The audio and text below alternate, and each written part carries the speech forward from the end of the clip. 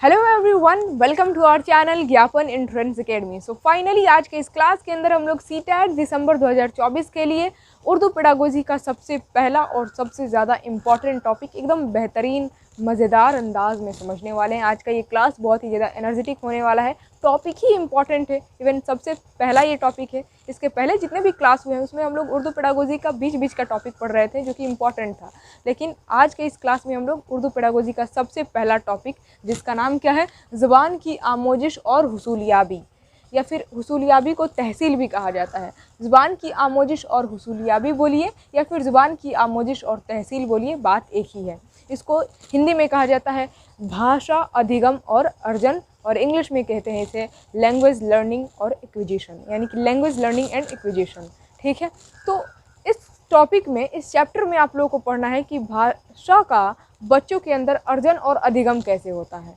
ठीक है, यानी कि आमोजिश और हुसूलियाबी ज़ुबान की कैसे होती है बच्चों के अंदर।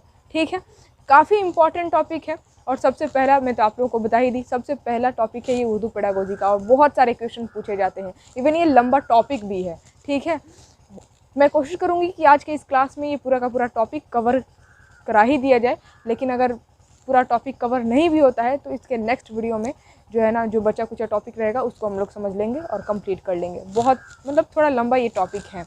तो चलिए आज के इस वीडियो को स्टार्ट करते हैं। स्टार्ट करने से पहले फटाफट कर दे वीडियो को लाइक, चैनल पर नए नए आए हैं तो चैनल को कर लीजिएगा सब्सक्राइब, ताकि हर रोज आने वाली वीडियो का नोटिफिकेशन आप तक सबसे पहले पहुंचे। एंड वीडियो को जितना ज़्यादा हो सके शेयर ज़रूर करें, और हो सके तो आज के इस वीडियो को स्टेटस ज़रूर लगा दें, ताकि सभी लोगों तक ये वीडियो पहुंचने के बाद सभी लोग इस वीडियो का फ़ायदा उठा सके। So now without any further delay let's go to start. देखिए, सीटेट दिसंबर 2024 के आज के इस क्लास के अंदर उर्दू पेडागोजी का जो टॉपिक है ज़ुबान की आमोजिश और हुसूलियाबी, इसके अंदर सबसे पहले आप लोगों को पढ़ना है कि आखिर ज़ुबान है क्या। ऑफकोर्स आप लोग जानते होंगे भाषा क्या है। ठीक है, सोचिए, भाषा ना रहे तो हम अपने ख्यालात और जज्बात को दूसरों तक कैसे पहुंचाएंगे, और दूसरों के ख्यालात और जज्बात को, उनके आइडियाज़, उनके विचारों को कैसे समझेंगे। इशारा करके, तो इशारा भी तो एक तरह से ज़ुबान ही है। इशारा भी एक भाषा है, ज़ुबान है, क्योंकि उसके ज़रिए आप अपने ख्यालात का इजहार करते हैं, अपने जज्बात, अपने एहसासात को दूसरों तक पहुंचाते हैं। मान लीजिए आपको प्यास लगी है तो आप इशारा करते हैं ना, ऐसे प्यास लगी है, या फिर आपको भूख लगी है तो पेट पर हाथ फिरते हुए भूख का, इस तरह से इशारा करते हैं आप। ठीक है, तो इशारों के ज़रिए आप अपने ख्यालात को दूसरों तक पहुंचा रहे हैं। तो ज़रिया ही होता है क्या, ज़ुबान, यानी कि जिसके ज़रिए आप अपने ख्यालात और जज्बात, इवन एहसासात को दूसरों तक पहुंचाते हैं और दूसरों के एहसासात को समझते हैं, वो ज़रिया ही, वो मीडियम ही क्या कहलाता है, ज़ुबान कहलाता है। चाहे अब वो इशारा के ज़रिए, या फिर बोलने के ज़रिए, आवाज़ के ज़रिए, या फिर लिखने के ज़रिए, तहरीर के ज़रिए आप अपने ख्यालात और को दूसरों तक पहुंचाएं या फिर दूसरों के ख्यालात को समझें। तो ये सारा ज़रिया ही क्या कहलाता है, ज़ुबान कहलाता है। तो देखिए यहाँ पर लिखा गया है, ज़ुबान इंसान के ख्यालात, जज्बात और एहसासात और ज़रूरियात की तरसील का वसीला है। यानी कि ज़ुबान क्या है, इंसान के ख्यालात, जज्बात, एहसासात और ज़रूरियात की तरसील का वसीला है, यानी कि कम्युनिकेशन का एक मीडियम है। बिना इसके कम्युनिकेशन हो ही नहीं सकता है। हम अपनी बातों को दूसरों को ना तो समझा सकते हैं और ना ही दूसरों की बातों को समझ सकते हैं। दूसरों के ख्यालात, जज्बात, एहसासात और ज़रूरियात को नहीं समझ सकते और ना ही हम अपने जज्बात को समझा सकते हैं। ठीक है, ज़ुबान समाजी तामुलात का नतीजा है, यानी कि सोशल इंटरेक्शन, सामाजिक अंतःक्रिया का नतीजा है। हम समाज में रहते हैं, उनसे अंतःक्रिया करते हैं, उसका बेस, बुनियाद क्या है, ज़ुबान ही है। समाज में लोगों से बात करते हैं भाषा के ज़रिए ही। उसके बाद से ज़ुबान समाजी तामुलात का नतीजा है। इसकी वजह से बच्चे नकल के ज़रिए ज़ुबान सीखते हैं, क्योंकि बच्चा छोटा होता है तो वो दूसरों के, यानी कि समाज में जो लोग बोल रहे होते हैं, जो बातें कर रहे होते हैं, उसको सुनता है और फिर उसको नकल करता है। आप लोग देखे भी होंगे, परिवार वालों में बच्चा रहता है और उसको बोला जाता है कि बुलाओ तो अपने पापा को, पापा इधर आइए, तो वो भी बच्चा बोलता है कि पापा इधर आइए। ठीक है, मम्मी खाना दो, बोलो, तो बच्चा बोलता है मम्मी खाना दो।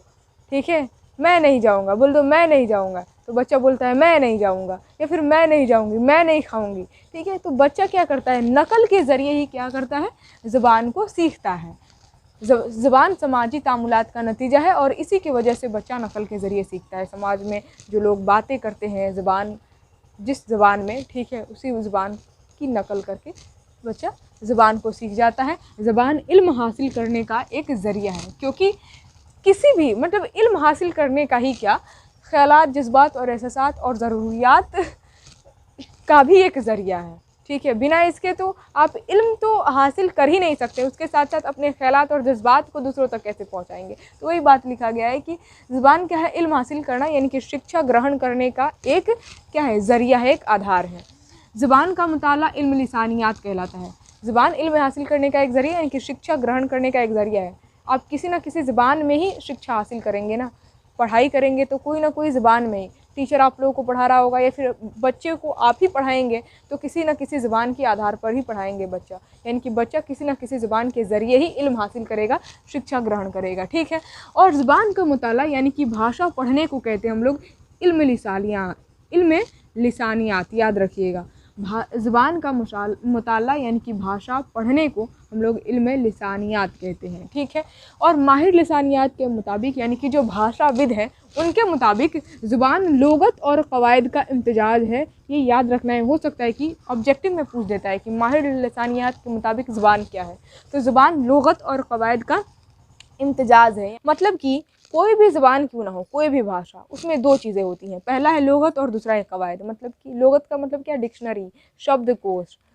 आप किसी भी ज़ुबान में महारत हासिल करना चाहते हैं तो उस ज़ुबान, उस भाषा का वोकेबलरी यानी कि शब्दावली आपको पता होनी चाहिए। मान लीजिए इंग्लिश लैंग्वेज आप सीखना चाहते हैं तो इंग्लिश के जितने भी वर्ड्स हैं आपको याद होने चाहिए, उसका मीनिंग पता होना चाहिए।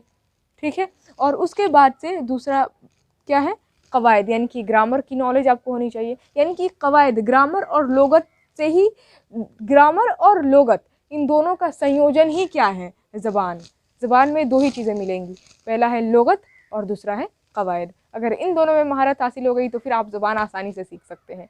इंग्लिश लैंग्वेज अगर आप सीखना चाहते हैं तो ऑफ कोर्स इंग्लिश के वोकेबलरी याद कीजिए और उसके बाद से इंग्लिश ग्रामर आपको सीखना ही पड़ेगा, क्योंकि ग्रामर के ज़रिए ही सेंटेंस बनाना आप सीख सकते हैं। ठीक है, इवन बहुत सारे लोग होते हैं जो विदाउट ग्रामर के भी इंग्लिश सीख जाते हैं, क्योंकि उनको वो माहौल मिला होता है। ठीक है, अगर माहौल नहीं है तो ऑफ कोर्स आपको ग्रामर सीखना पड़ेगा। ठीक है, और इंग्लिश के वोकेबलरी याद रखनी पड़ेगी कि हाँ किस किस चीज़ को इंग्लिश में क्या कहते हैं, सुनना, देखना, उठना, बैठना, चुराना, कमीना, ईमानदार। ठीक है, सभी मतलब जितने भी हिंदी के वर्ड हैं उसका इंग्लिश आपको पता होना चाहिए, यानी कि इंग्लिश की वोकेबलरी अच्छी होनी चाहिए। उसी तरीके से उर्दू भाषा अगर आप सीखना चाहते हैं तो उर्दू ज़ुबान के जितने भी वर्ड्स हैं, जितने भी लफ्ज़ हैं, उस पर महारत आपकी हासिल होनी चाहिए। उर्दू ज़ुबान की वोकेबलरी आपको पता होनी चाहिए और प्लस उर्दू ज़ुबान का क़वायद आपको पता होना चाहिए, तो उसमें आप महारत हासिल कर सकते हैं।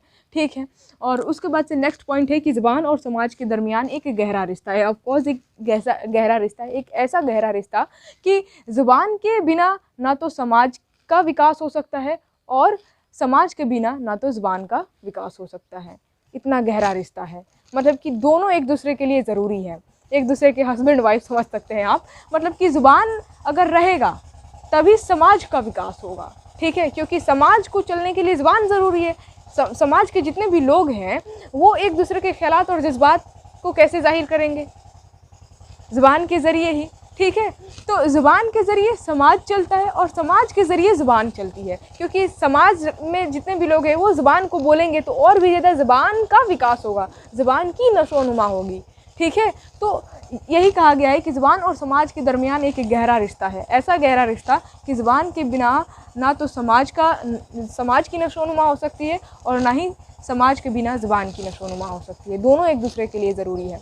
ठीक है, ज़ुबान चाहिए समाज में, क्योंकि समाज में रहना है तो किसी न किसी ज़ुबान के ज़रिए हम अपने ख़यालात का इज़हार करेंगे। ठीक है, अच्छे से रह पाएंगे, ज़िंदगी गुजार पाएंगे। ठीक है, और उसके बाद से अगर ज़ुबान में विकास चाहिए तो फिर समाज को ज़ुबान बोलना ही पड़ेगा, यानी कि ये एक दूसरे के क्या है, अविभाज्य कह सकते हैं। ठीक है, आगे बढ़ते हैं। यहाँ पर बताया गया है ज़ुबान के 3 हिस्से हैं, यानी कि ज़ुबान को 3 हिस्सों में तकसीम किया गया है, 3 भागों में बांटा गया है। पहला है इशारों की ज़ुबान, दूसरा है आवाज़ों की ज़ुबान और तीसरा है अलामतों की ज़ुबान। यानी कि ज़ुबान, भाषा जो है ना वो 3 तरह का होता है, इशारों की ज़ुबान, आवाज़ों की ज़ुबान और अलामतों की ज़ुबान। पहला जो है इशारों की ज़ुबान, अगर इशारों के ज़रिए हम अपने ख्यालात और जज्बात को दूसरों तक पहुंचाते हैं और दूसरों के ख्यालात और जज्बात को समझते हैं, तो उसे ही हम क्या कहते हैं, इशारों की ज़ुबान। और इशारा किसके किसके ज़रिए करेंगे, तो हाथ के ज़रिए, पैर के ज़रिए, चेहरे के ज़रिए, आँख के ज़रिए, इवन बॉडी लैंग्वेज के ज़रिए। अगर गुस्सा है तो पूरा आँख इस तरह हो जाता है, आँख चढ़ जाता है गुस्से से, ठीक है, समझ में आता है कि आदमी गुस्सा है। अगर रोने वाला मोमेंट हो तो आँखों में नमी आ जाती है। ठीक, किसी को बुलाना हो तो हम लोग हाथ के ज़रिए इशारा करके बुलाते हैं, आ जाओ या फिर आ जाओ, ठीक है। किसी को भगाना हो, जाने के लिए कहना, जाओ यहाँ से, ठीक है। कुछ ऐसे मोमेंट होते हैं जहाँ पर हम लोग बोलते नहीं, सिर्फ चेहरे से इशारा कर देते हैं, चेहरे के अलग अलग एक्सप्रेशन से इशारा किया जाता है। पैर से क्या इशारा करेंगे, किसी को मारने के लिए इशारा करेंगे, ठीक है।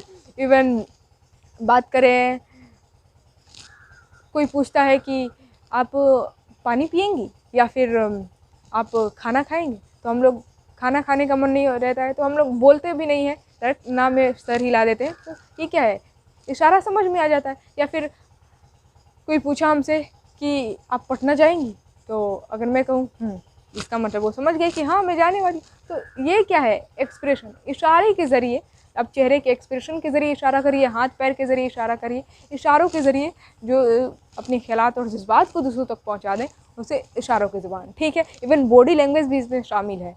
अगर आप बच्चों को पढ़ा रहे हैं तो पढ़ाने के साथ साथ आपका बॉडी लैंग्वेज भी उस तरह से होना चाहिए कि बच्चों को चीज़ें समझ में आए, ठीक है। बताने के साथ साथ, जैसे कि मान लीजिए इशारों की ज़ुबान, आवाज़ों की ज़ुबान और अलामतों की ज़ुबान, जिस तरह हाथ, इस तरह हाथ का जो एक मूवमेंट है ना, वो अच्छा होना चाहिए, मतलब बॉडी लैंग्वेज अच्छा दिखना चाहिए। और उसके साथ साथ इसमें ये भी कहा गया है कि ज़ुबान जो है ना, वो पर्सनालिटी भी डेवलप करती है।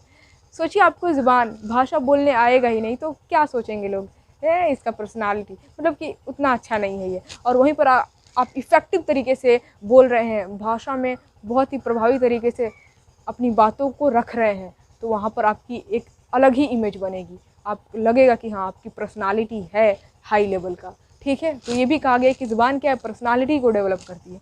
उसके बाद से दूसरा है आवाज़ों की ज़ुबान। अगर हम अपने मुंह से आवाज़ निकाल कर अपने ख़यालात और जज्बात को दूसरों तक पहुंचाते हैं, तो उसे कहेंगे आवाज़ों की ज़ुबान। तो ऑफ कोर्स ये अभी मैं बोल रही हूँ और आप लोग सुन रहे हैं, तो ये क्या है, आवाज़ों की ज़ुबान है। रोना भी, चिल्लाना भी, ठीक है, और इनफैक्ट किसी भी चीज़ का आवाज़।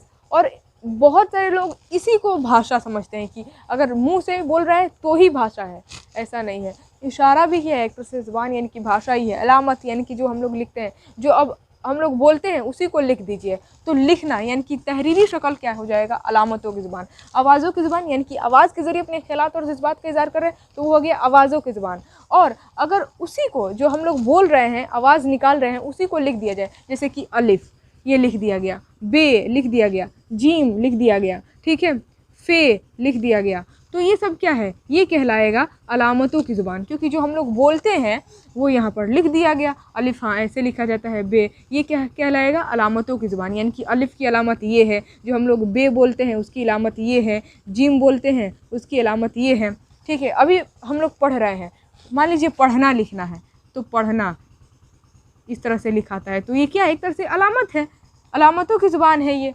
यानी कि जो हम लोग बोल रहे हैं, आवाज़ निकालते हैं, उसी को तहरीर कर दीजिए, ठीक है, यानी कि लिख दीजिए, तो तहरीरी शक्ल ही क्या है, अलामत, ठीक है। और अगर अपने ज़ुबान से आवाज़ निकाल रहे हैं तो वो हो गया आवाज़ों की ज़ुबान, और अगर इशारा कर रहे हैं तो वो हो गया इशारों की ज़ुबान। बस बात ख़त्म।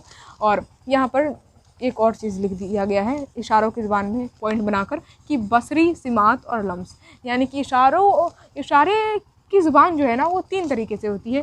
बसरी यानी कि या तो देखकर, सिमात या तो सुनकर, और लम्स यानी कि या तो छूकर। यानी कि इशारे की ज़ुबान जो है ना, या तो हम बसरी यानी कि देखकर करेंगे, और सिमात यानी कि सुनकर। अगर कोई इशारा कर रहा है तो हम लोग देखेंगे, ठीक है, तो देखकर हम इशारों को समझ सकते हैं। सिमात यानी कि सुनकर, कोई आ रहा है, ठीक है, तो खट खट की आवाज़ आती है, थप थप की आवाज़ आती है, ठीक है, दरवाज़ा बंद होता है तो पता चल जाता है कि हाँ दरवाज़ा बंद हो गया, खुलता है तो पता चल जाता है कि हाँ खुल गया।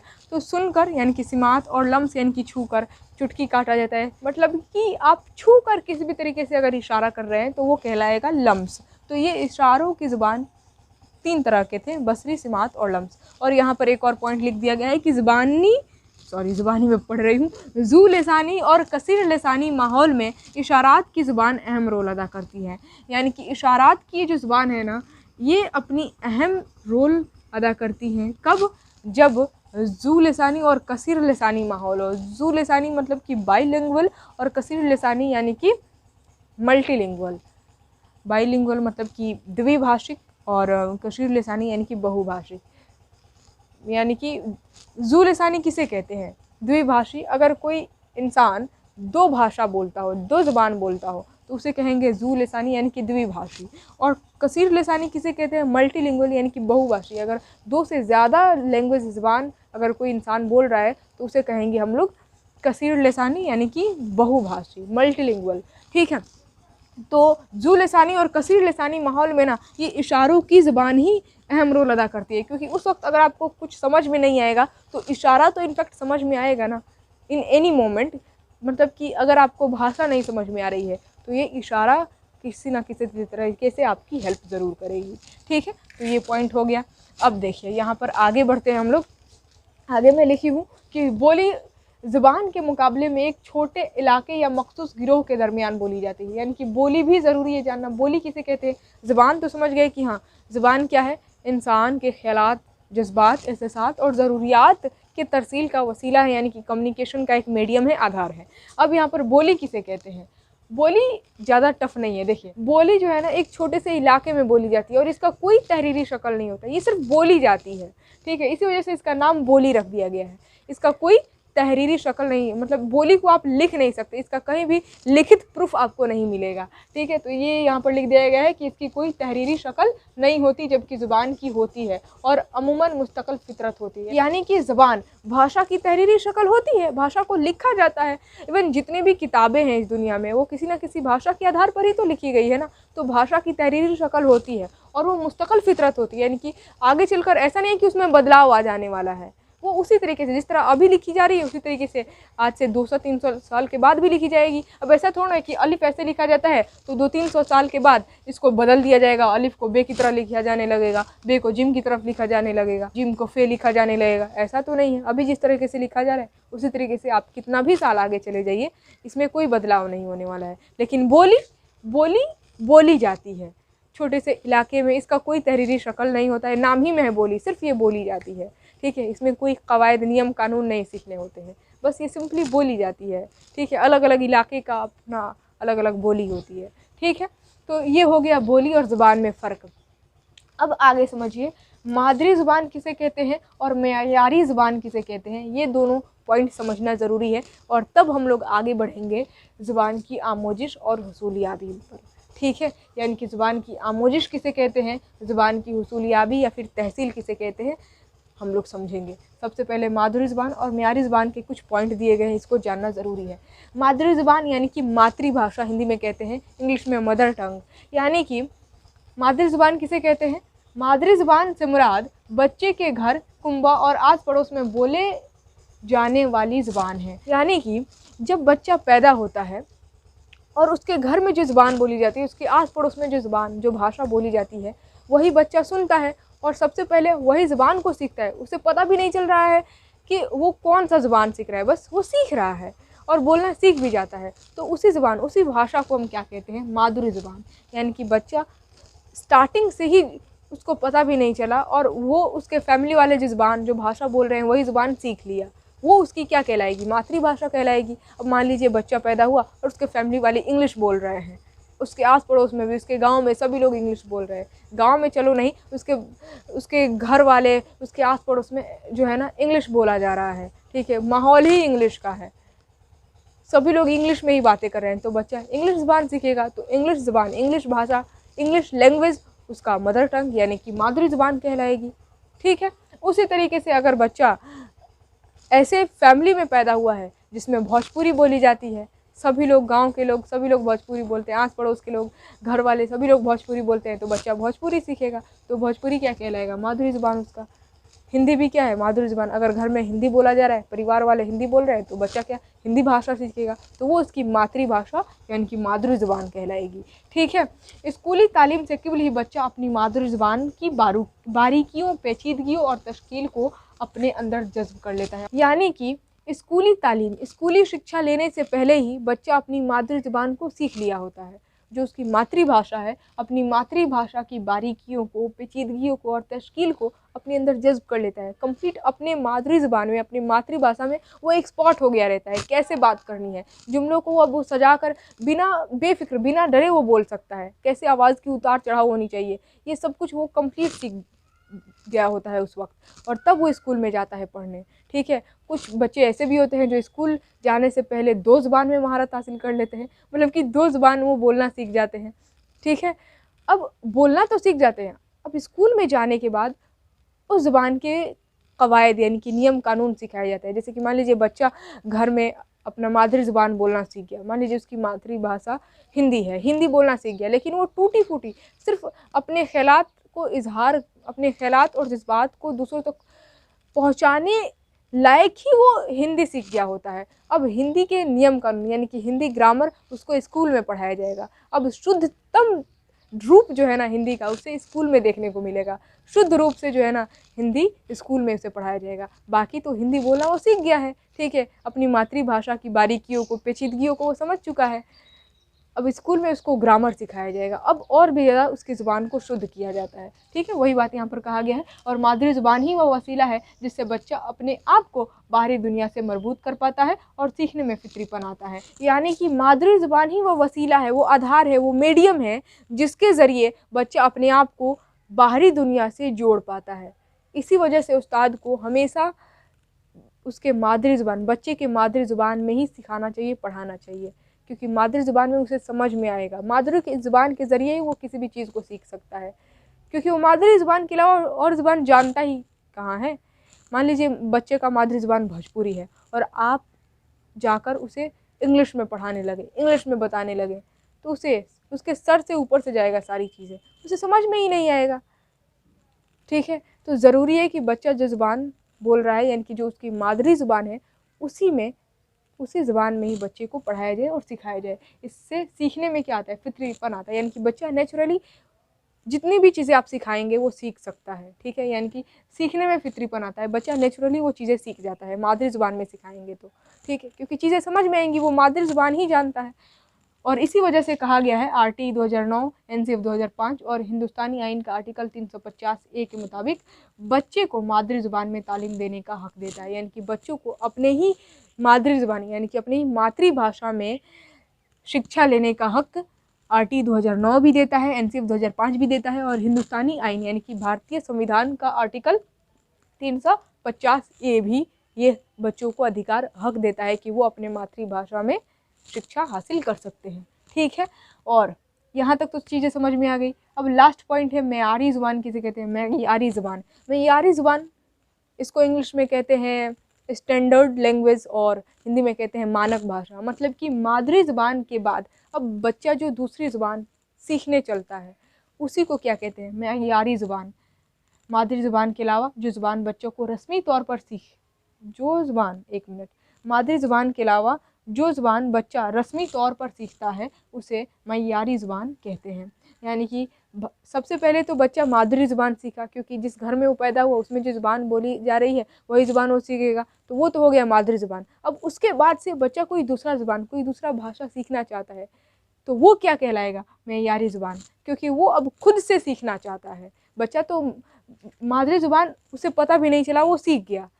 अब उसके बाद से मादरी ज़ुबान के बाद वो जो ज़ुबान सीखेगा वो क्या कहलाएगा, मेयारी ज़ुबान। मान लीजिए बच्चा का मादरी ज़ुबान हिंदी है, अब वो इंग्लिश सीखना चाहता है अपने आप से। अब वो पता है कि हाँ, मतलब बच्चे को पता है कि मुझे इंग्लिश ज़ुबान सीखनी है, यानी कि वो रस्मी तौर पर सीखता है।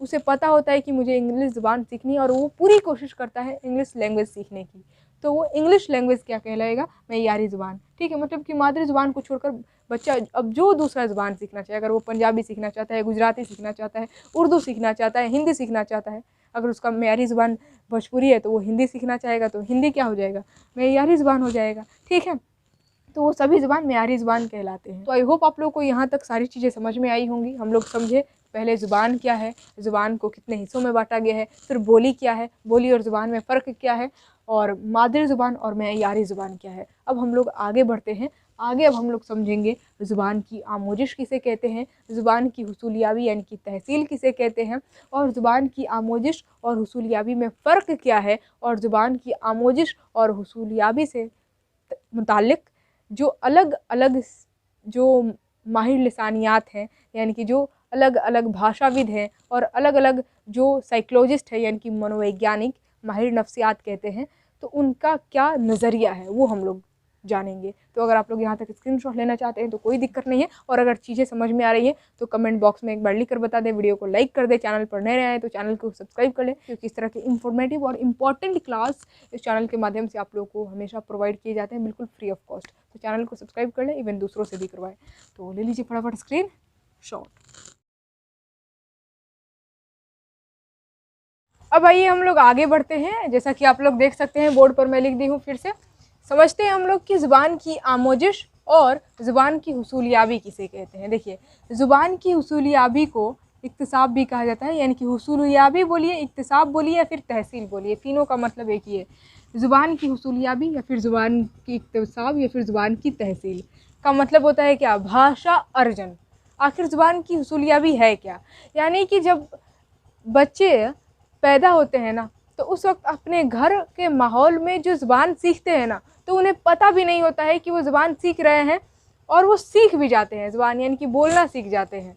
तो उसी को क्या कहते हैं, ज़ुबान की हुसूलियाबी यानी कि भाषा अर्जन, यानी कि बच्चा भाषा को अर्जित कर लेता है, भाषा का अर्जन होता है और बच्चे को पता भी नहीं चलता। यानी कि जब बच्चे को एहसास ही ना हो कि वो सीख रहा है और वो भाषा सीख जाए, मतलब जिसमें हम अपना एफर्ट ना लगाए, अपनी कोशिश ना, अपनी तरफ से कोशिश ना करें, ठीक है, तो उसे क्या कहते हैं हम लोग, ज़ुबान की हुसूलियाबी यानी कि भाषा का अर्जन, यानी कि भाषा जिसमें आपको मेहनत ना करना पड़े, भाषा का सिर्फ अर्जन हो, ठीक है, तो उसे कहते हैं ज़ुबान की हुसूलियाबी यानी कि भाषा अर्जन, ठीक है। यानी कि ये एक फितरी या फिर कुदरती अमल है, यानी कि ये नेचुरली प्रोसेस है, जो कि नेचुरली बच्चा अपने परिवार में रहता है और परिवार के साथ बोलना सीख जाता है, उसको मेहनत करने की भी ज़रूरत नहीं पड़ती, ठीक है। तो इसे क्या कहते हैं, भाषा अर्जन। लेकिन बात करें ज़ुबान की आमोजिश, हिंदी में कहते हैं अधिगम, आमोजिश को हिंदी में अधिगम, यानी कि इसमें बच्चा जो है ना मेहनत करके ज़ुबान को सीखता है।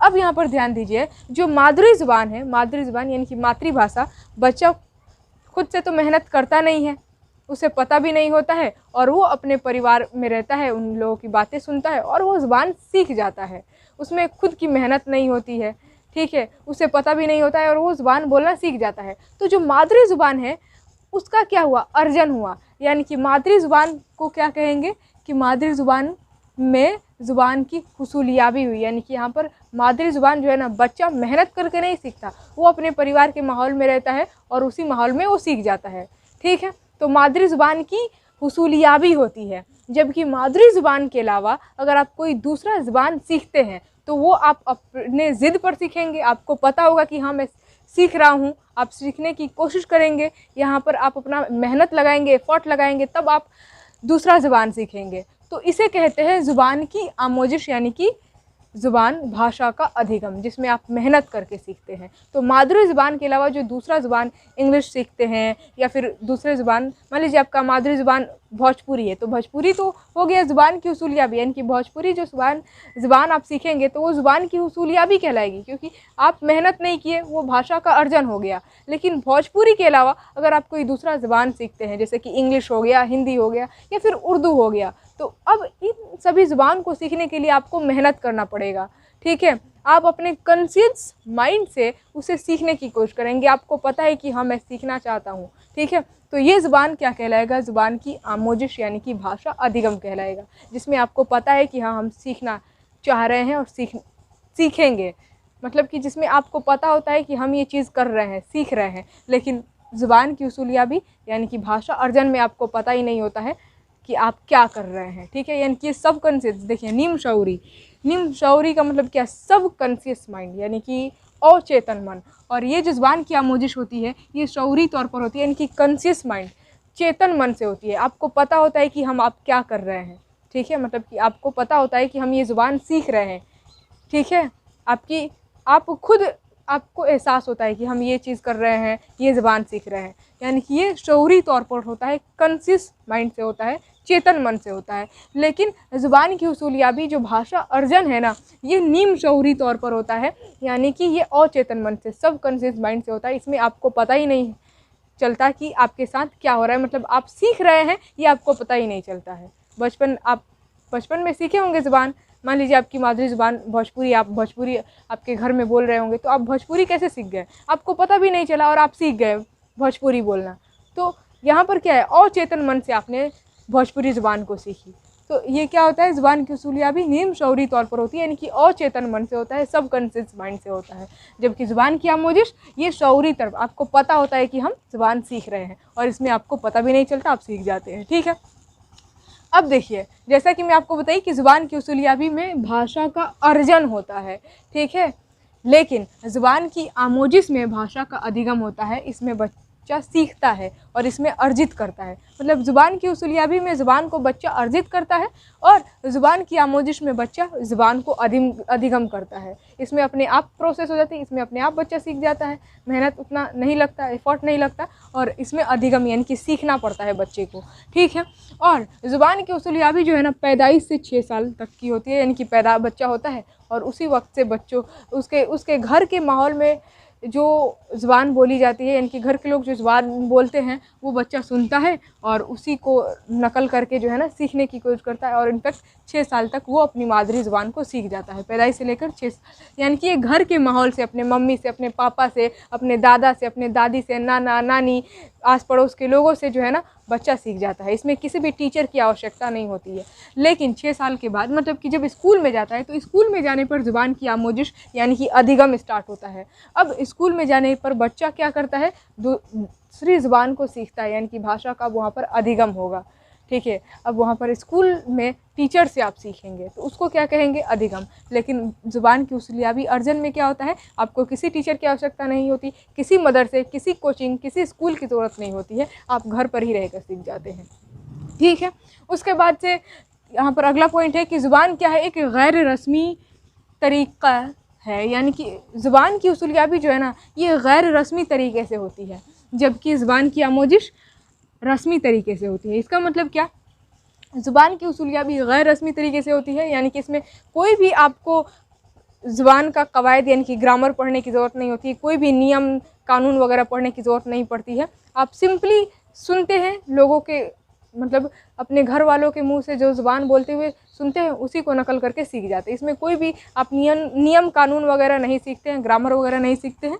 ठीक है, यानी कि तकलीद करके, इमिटेट करके, जैसे आपके घर वाले बोल रहे हैं तो उसी को नकल करके आप सीख जाते हैं। इसमें कोई भी ग्रामर की आवश्यकता नहीं होती है। लेकिन यहाँ पर क्या होता है, ज़ुबान की आमोजिश यानी कि अधिगम जो है ना, वो रस्मी तरीके से होती है, यानी कि औपचारिक तरीके से होती है। मतलब कि इसमें आपको नियम कानून को पढ़ना होता है बाकायदगी के साथ। हर एक कानून, हर एक कायदा जो है ना, ज़ुबान का जो कानून नियम है, यानी कि जो कवायद हैं, वो आपको पढ़ने होते हैं। ठीक है, तो ये ज़ुबान की आमोजिश रस्मी तौर पर होती है, यानी कि औपचारिक तरीके से होती है, और ज़ुबान की उसूलियाबी गैर रस्मी तरीके से यानी कि अनौपचारिक तरीके से होती है। ठीक है, अगला पॉइंट है कि ज़ुबान की उसूलियाबी जो है ना, इसमें दूसरे ज़ुबान का कोई रोल नहीं होता है, कोई किरदार नहीं होता है। यानी कि ज़ुबान की उसूलियाबी में जो ज़ुबान आप अर्जित करते हैं, वो ज़ुबान सिर्फ आप वही एक ज़ुबान सीख रहे होते हैं, उसके अलावा आप किसी दूसरे ज़ुबान की आपकी नॉलेज ही नहीं होती। जैसे कि आप जब बच्चे होंगे तो आप जब आपके घर वाले जो भी ज़ुबान बोल रहे होंगे, तो आपके पास कोई अदर ऑप्शन ही नहीं है, कोई दूसरा ज़ुबान आप जानते ही नहीं है, आप वो जो ज़ुबान बोल रहे हैं उसी को नकल करके सीखते हैं। यानी कि दूसरे ज़ुबान का, दूसरी भाषा आप नहीं जान रहे होते हैं, दूसरी भाषा का कोई रोल नहीं होता है भाषा के अर्जन में, यानी कि ज़ुबान की उसूलियाबी में। लेकिन ज़ुबान की आमोजिश में मादरी ज़ुबान का रोल होता है, यानी कि मादरी ज़ुबान के ज़रिए आप दूसरे ज़ुबान को सीखते हैं। जैसे कि मान लीजिए आपका मादरी ज़ुबान हिंदी है और आप इंग्लिश सीखना चाहते हैं, तो हिंदी के ज़रिए ही आप इंग्लिश सीखते हैं। यानी कि यहाँ पर हेल्प कौन करता है, आपका मादरी ज़ुबान हिंदी, इंग्लिश सीखने के लिए। ठीक है, इंग्लिश से आप हिंदी से इंग्लिश में ट्रांसलेट करते हैं।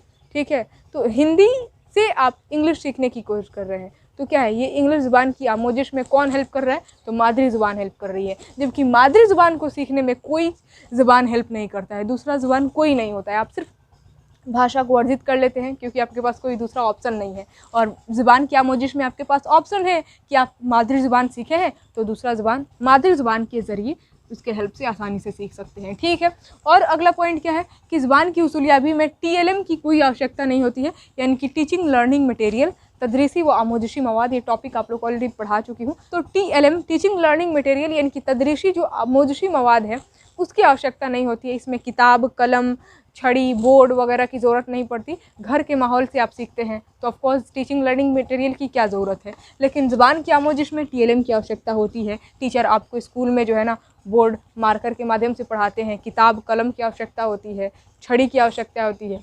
ठीक है, तो ये टीचिंग लर्निंग मटेरियल की ज़रूरत होती है ज़ुबान की आमोजिश में। उसके बाद से ज़ुबान की उसूलियाबी के दौरान कोई एग्ज़ाम नहीं होता है। ठीक है, अब घर में अब छोटे थे तो ऐसा थोड़ा ना कि आप जब ज़ुबान सीख रहे थे, बोलना सीख रहे थे तो एग्ज़ाम लिया जा रहा था, नहीं। तो घर में जब आप ज़ुबान मादरी ज़ुबान सीख रहे होते तो उस वक्त कोई एग्ज़ाम नहीं लिया जाता, जबकि ज़ुबान की जब आप आमोजिश करते हैं तो एग्ज़ाम्स होते हैं, इनफैक्ट आपको मार्क्स में मिलते हैं। और उसके बाद से ज़ुबान की उसूलियाबी में लास्ट में पॉइंट लिख दी हूँ, ग्रामर की कोई ज़रूरत नहीं होती, लेकिन ज़ुबान की आमोजिश में ग्रामर की आवश्यकता होती है। ग्रामर के ज़रिए ही आप किसी भी ज़ुबान को सीखते हैं। जैसे कि इंग्लिश सीखना चाहते हैं तो इंग्लिश ग्रामर आपको पता होनी चाहिए, उर्दू ज़ुबान सीखना चाहते हैं तो उर्दू कवायद आपको पता होनी चाहिए, यानी कि उर्दू ग्रामर। ठीक है, तो ये हो गया है ज़ुबान की आमोजिश और ज़ुबान की उसूलियाबी दोनों। आई होप आप लोग को चीज़ें समझ में आ गई होंगी कि ज़ुबान की उसूलियाबी किसे कहते हैं और ज़ुबान की आमोजिश किसे कहते हैं, और दोनों में फ़र्क क्या है ये चीज़ें समझ में आ गई होंगी।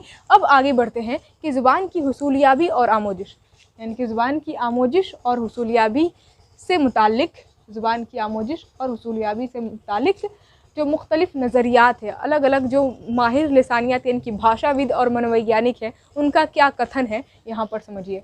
जो सबसे पहला नज़रिया दिया गया है वो पाला और स्किनर का दिया गया है। पाला और स्किनर का नज़रिया है कि बच्चे में ज़ुबान की आमोजिश मस्क, नकल और रटने से होती है।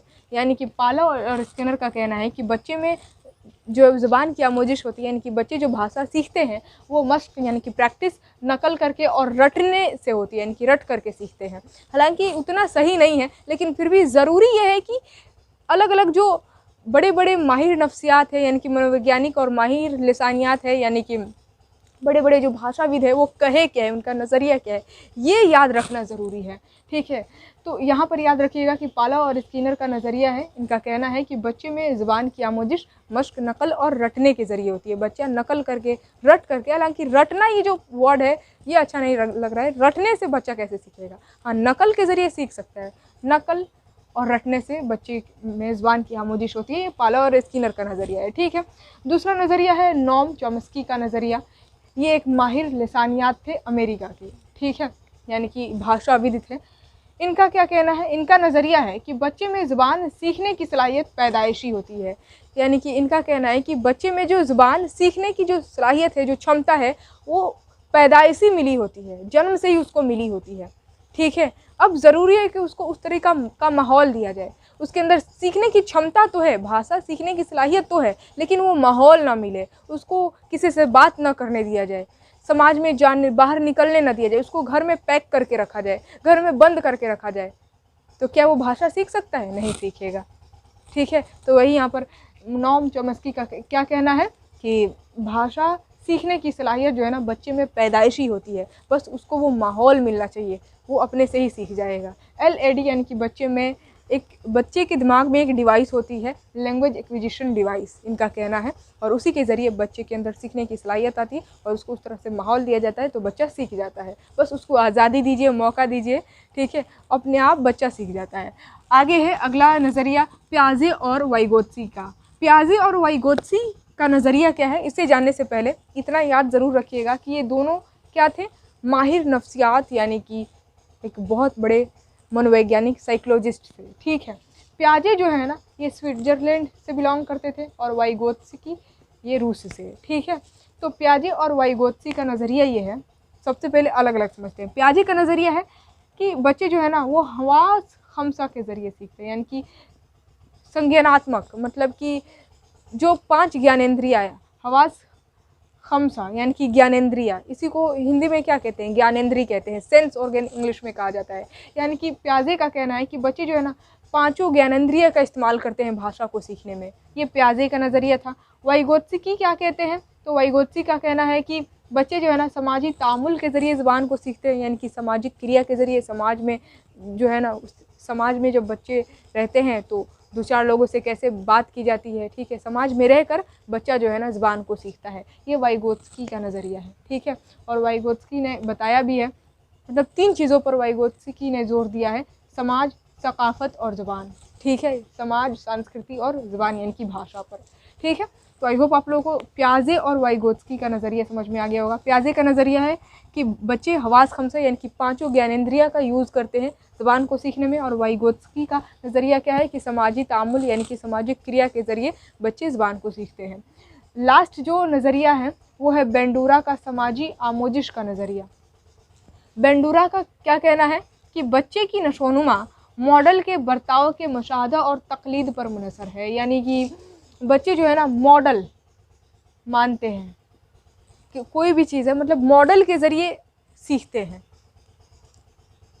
व्यवहार यानी कि बिहेवियर के ज़रिए सीखते हैं। अब यहाँ पर इसी नज़रिए का यूज़ करके ना बच्चों को अच्छी तालीम दी जा सकती है, बच्चे को गुड मैनर्स सिखाया जा सकता है। बहुत सारे लोग होते हैं ना, बहुत सारे पेरेंट्स सोचते हैं कि बच्चों को अच्छी हैबिट सिखाने के लिए, बच्चे को सही रास्ते में ले जाने के लिए उसे बताओ कि ये सही है, ये गलत है। बताने से अच्छा है कि आप उस तरीके से खुद बिहेव करें, बच्चा आपके बिहेवियर को देखकर ही सीख जाएगा, ठीक है। तो यहाँ पर बेंडूरा का समाजी आमोजिश का नज़रिया क्या है कि बच्चे बिहेवियर को देखकर सीखते हैं। आप जैसा वो बिहेवियर देखेगा उसी तरीके से बच्चा सीखेगा। इनफैक्ट इन्होंने बोबो डॉल का जो है ना सिद्धांत भी दिया था। बोबो डॉल एक गुड़िया थी, उसको मतलब अलग अलग बच्चों को जो है ना ग्रुप में बांट दिया गया था ABCD करके, और कुछ बच्चों को मान लेते हैं A ग्रुप वाले बच्चे हैं, तो A ग्रुप वाले बच्चों को एक्शन फिल्म दिखाई गई थी, एंग्री मैन वाली, मतलब कि हीरो जो है ना वो गुस्से में आकर फाइट कर रहा है, मार रहा है, पीट रहा है, उस तरह की फिल्म दिखाई गई थी। B ग्रुप वाले बच्चे को कुछ अलग शांति माहौल वाला जो है ना, मतलब कुछ अलग दिखाया गया था जिससे शांति माहौल बने रहे, ठीक है। C ग्रुप वाले बच्चों को कुछ और दिखाया गया था। और इस तरीके से 1 घंटा 2 घंटा दिखाने के बाद जब सभी बच्चों को एक ही रूम में डाला गया और उनको एक डॉल दे दिया गया, तो जो बच्चे एक्शन मूवी देखे थे, मतलब कि जो फाइटिंग वाली मूवी देखे थे, वो डॉल के साथ फाइट कर रहे थे, यानी कि डॉल को मार रहे थे, पीट रहे थे। जिस तरीके से हीरो फाइट किया था बिल्कुल उसी तरीके से वो भी फाइट कर रहे थे, वो भी एक्शन दिखा रहे थे, ठीक है। जो बच्चे शांतिपूर्ण वाला फिल्म देखे थे तो वो शांति व्यवस्था बनाए थे, वो चुपचाप बैठे थे। तो इससे बात क्या साबित होती है? इससे बात ये जाहिर होती है कि बच्चे जैसा व्यवहार देखते हैं उसी तरीके से व्यवहार सीखते भी हैं। ये सबसे इम्पॉर्टेंट है। और आप लोग देखे भी होंगे, बच्चे जो कुछ भी देखते हैं, मोबाइल में देखते हैं, कोई गा रहा है तो उसी तरीके से गाना शुरू कर देते हैं, वो याद भी हो जाता है, धुन याद हो जाता है। पुलिस की वर्दी, शेर कदम, नाम है इसका लिटिल सिंघम, जो भी हो, लिटिल सिंघम देखते हैं, छोटा भीम देखते हैं, तो वही डायलॉग होता है, मतलब बच्चे वो डायलॉग याद कर लेते हैं और उसी को बोलते हैं, फाइटिंग करना शुरू कर देते हैं। तो इससे बात ये होती, साबित ये भी होता है कि आप अपने घर के माहौल को किस तरीके से बनाए रखेंगे जिससे बच्चे में सही तरीके से डेवलपमेंट यानी कि विकास हो। अगर आप चाहते हैं कि बच्चे सही दिशा में जाए, उसके अंदर गुड हैबिट्स आए, गुड मैनर्स आए, तो आपको भी अपने अंदर गुड मैनर्स रखना होगा। बच्चे को यह मत बोलिए कि ये सही है, ये गलत है। जब आप बच्चे को बोलेंगे ना कि ये चीज़ गलत है, ये मत करो, तो बच्चा उसी को करना शुरू कर देता है। जब बच्चों को बोला जाएगा कि ये सही है, ये करो, तो वो बच्चा करेगा ही नहीं। बच्चे को करने या फिर ना करने के लिए ना कहकर आप अपने अंदर वो बिहेवियर लाइए, वो परिवर्तन लाइए, अपने अंदर वो व्यवहार लाएंगे तो बच्चा व्यवहार देख कर सीखता है। ये बेंडूरा का कहना था। जैसा आप व्यवहार करेंगे वैसा ही बच्चे में जो है ना उसी तरीके का प्रभाव देखने को मिलेगा, ठीक है। तो ये सबसे इम्पॉर्टेंट बात है। तो बस इतना ही था आज के इस क्लास में। हालांकि ज़ुबान की आमोजिश और उसूलियाबी में कुछ और भी टॉपिक हैं जिसको हम लोग अगले वीडियो में समझेंगे कि बच्चा जो ज़ुबान सीखता है, ज़ुबान की उसूलियाबी या फिर आमोजिश होती है तो अलग अलग स्टेज में होती है। वो स्टेजेस को हम लोग समझेंगे इसके नेक्स्ट वीडियो में। बाकी बहुत ही ज़्यादा लंबा क्लास हो जाएगा, इसी वजह से आज की इस क्लास को यहीं पर एंड करते हैं। अगर आप लोग यहाँ तक स्क्रीनशॉट लेना चाहते हैं तो कोई दिक्कत नहीं है, वीडियो को लाइक कर दे, अभी तक लाइक नहीं किए हैं तो। चैनल पर नए आए तो चैनल को सब्सक्राइब कर ले, एंड देन वीडियो को जितना ज़्यादा हो सके शेयर करें। कमेंट बॉक्स में भी लिखकर बताएं कि चीज़ें समझ में आ रही कि नहीं। अब ले लीजिए फटाफट स्क्रीन शॉट। तो इसी के साथ मैं आप सभी लोगों से विदा लेती हूँ। आई होप आप लोगों ने वीडियो को लाइक शेयर ज़रूर कर दिया होगा। अब हम लोग इसके नेक्स्ट वीडियो में मिलेंगे। इस टॉपिक से जो भी बचे हुए पॉइंट हैं हम लोग नेक्स्ट वीडियो में कवर करेंगे। थोड़ा सा ये टॉपिक लंबा हो जाता है लेकिन है काफ़ी इंपॉर्टेंट, बहुत सारे क्वेश्चन पूछे जाते हैं और इनफैक्ट जब हम लोग MCQs और प्रीवियस ईयर क्वेश्चन करेंगे तो पता ही चलेगा कि किस किस टॉपिक से किस तरह से क्वेश्चन पूछे जाते हैं। ठीक है, तो इसका नेक्स्ट क्लास काफ़ी इंपॉर्टेंट है क्योंकि स्टेजेस को जानना ज़रूरी है कि ज़ुबान की आमोजिश और हुसूलियाबी में जो है कौन कौन से स्टेजेस से होकर बच्चा गुजरता है। ठीक है, और किस तरीके से ज़ुबान में वो महारत हासिल कर सकता है। तो चलिए आज के इस वीडियो को हम लोग यहीं पर एंड करते हैं, फिर मिलेंगे हम लोग इसके नेक्स्ट वीडियो में नेक्स्ट टॉपिक के साथ। तब तक के लिए जय हिंद और खुदा हाफिज़।